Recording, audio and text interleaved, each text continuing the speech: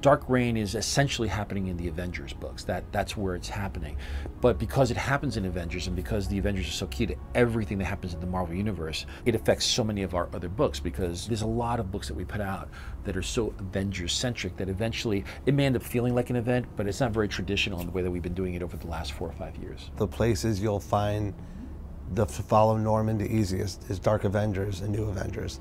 The two books will reflect on each other.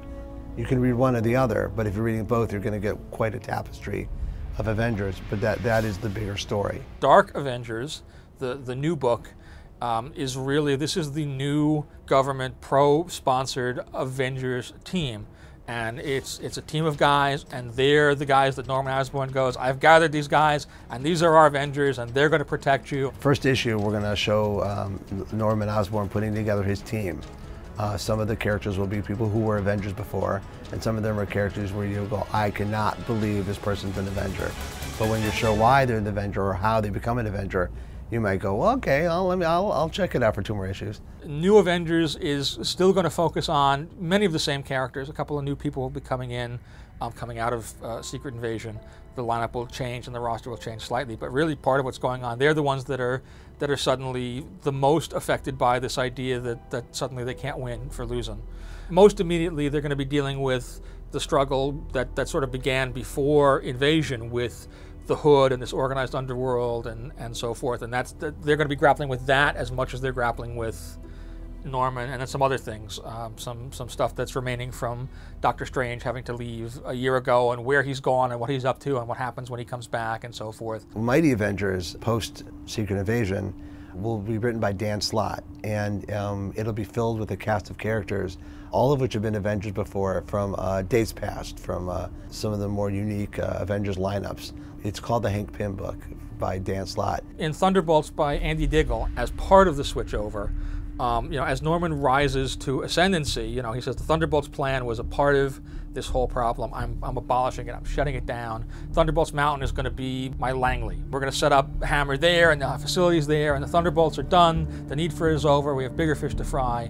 But what the Thunderbolts are actually going to end up being are pretty much Norman's Black Ops squad, his Black Book, off the books, a crew of complete hard-ass villainous psychos to go out and take care of anything that Norman needs done completely on the QT and out of the public eye. Secret Warriors is a book starring Nick Fury. It deals with Nick Fury's return to the Marvel Universe, where he's no longer head of S.H.I.E.L.D., where he's no longer involved in the high-level espionage. What he is doing is training a group of hand-picked Secret Warriors, and he's training them, some might say, to be his own terrorist cell, but what he's doing what he thinks needs to be done. He spent his whole life running S.H.I.E.L.D. and doing what he thought he had to be done and not getting what he wanted done. So now he's going to play by his rules, which is no rules. In Invincible Iron Man, we're going to be seeing the whole arc of the fall of Tony Stark, that Tony is going to be the guy that's going to take it in the neck politically and publicly for this. And now the keys to the office are in somebody else's hands, and Norman comes in, and the first thing he says is, give me the list. I want the list of names. And Tony, really being the only person who has this, it is not about to hand over the information he has, and so this leads into this whole longer arc that's World's Most Wanted, where Tony needs to stay one step ahead of Norman and deal with the situation.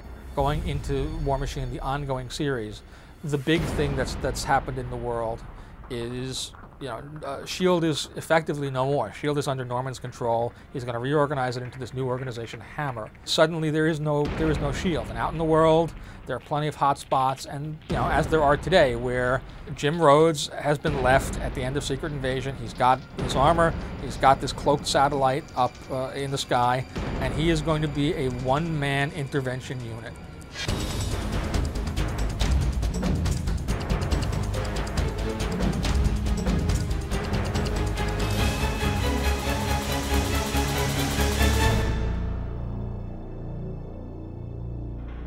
This is the landscape of the Marvel Universe. This is what it's like. This is the world, which means that, like in Initiative, during the Initiative, you would have books that were about here's Tony Stark doing his thing. You had books that were about, here are pro-registration heroes being trained and being set up. Here are anti-registration heroes having to deal with that fallout. Dark Reign is going to be a lot of different things in a lot of different titles. The overall scope, Dark Reign, if there's a Dark Reign banner or a tie-in that's labeled, it means in some way, shape, or form it's reflecting this new landscape and this new way of the world.